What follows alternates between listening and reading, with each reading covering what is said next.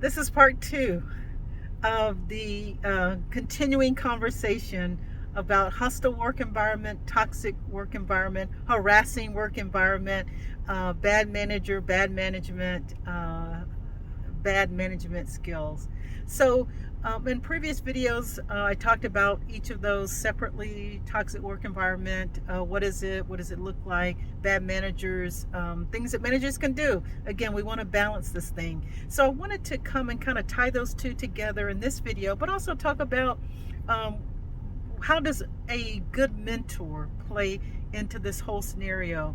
Again, this is Professor BJ, over 25 years in HR, certified masters, taught at 2 major universities. So the information I'm providing is for those who can gain knowledge.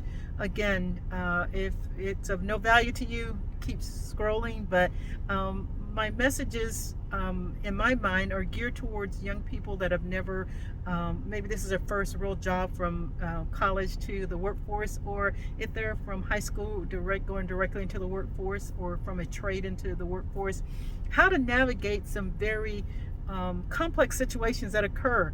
Maybe not today, maybe not tomorrow, but sometime in the future. So these are just tips, tools, resources, information only. Again, this is for education and training purposes only.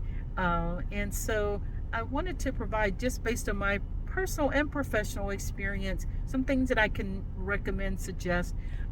If you feel that you're in a toxic work environment, sometimes it's so bad that employees leave the company. And in my experiences, when we do exit interviews, many times it's because of the manager. And let's face it, sometimes it is because of the manager, or maybe it's manager, the company culture, maybe it's coworkers. Because let me also state, I've been focusing on managers, but sometimes it can be a toxic environment due to other employees. Many of you know, sometimes you worked in environments where there were cliques. If you were the newest employee, many times you have to go through this process of getting to know people. People have already formed friendships. They don't want a new person added to the friendship. So it gets complicated. So I wanted to talk about navigating through that, navigating through, if you feel that you're in a toxic work environment, what can you do?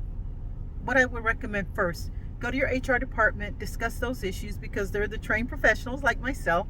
That's what part of our training is: how to handle difficult conversations, difficult situations, conflict resolution, problem solver.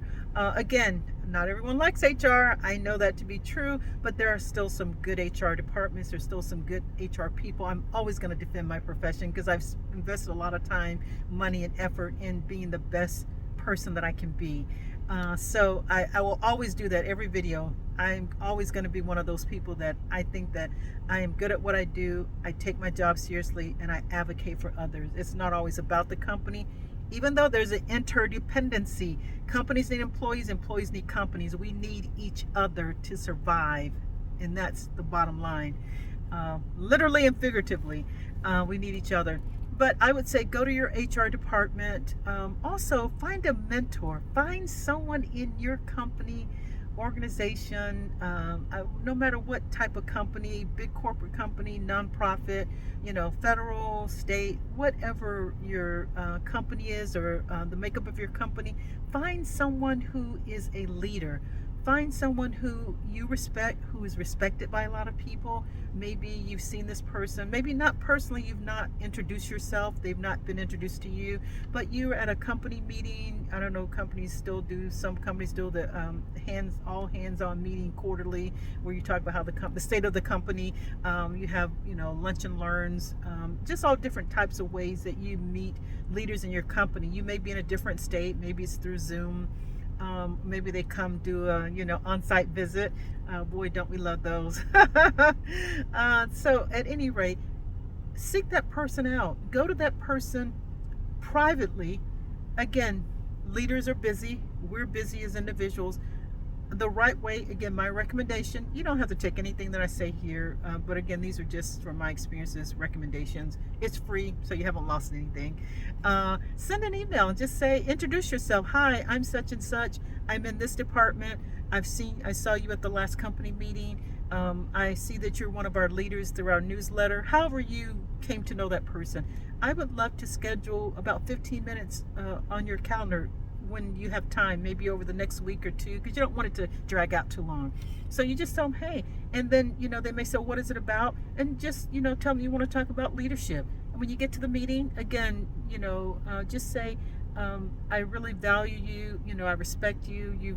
From what I've read, you've done so much for this company. I've only been here a year, 2 years. Talk about, your tenure, what brought you to the company. You do the small talk, like you do in interviews, small talk first, and then you get into it. I'm coming to you because I have a situation and I want your advice. And let me just say, sometimes when you reach out to leaders, they never respond. You may feel that they're blowing you off, but you never know what they're going through. They may be fighting for their own jobs and they don't have time for your little situation. So don't take it personal. Just go to the next person. Find someone else that you feel that you can ask confidentially, and what you can ask in the meeting when you get, sit down at the meeting. I would ask that you keep this confidential, because managers talk to managers. We know this, and hopefully they will keep your confidence. But again, you don't want to burn down a bridge during that meeting. You want to be professional at all times. Again, that's my professional advice. And just tell them, this is my situation with my manager, with the company, with my lack of promotion, whatever the situation. What is your advice to me? I will take what you tell me. I respect your advice. And then, based on what they tell you, if you've already gone to HR, or if they tell you to go to HR, or, at that point you may say, hey, you think about what's been told to you from HR and or, this mentor, this leader, and then you decide if you want to resign from the company, if you want to file an EEOC. It really, it's all situational, but your situation better than anyone. Again, I just wanted to do a follow-up. I did a live earlier. It was really great. Thank you for all of those who participated, who joined in. So until the next time, have a great day.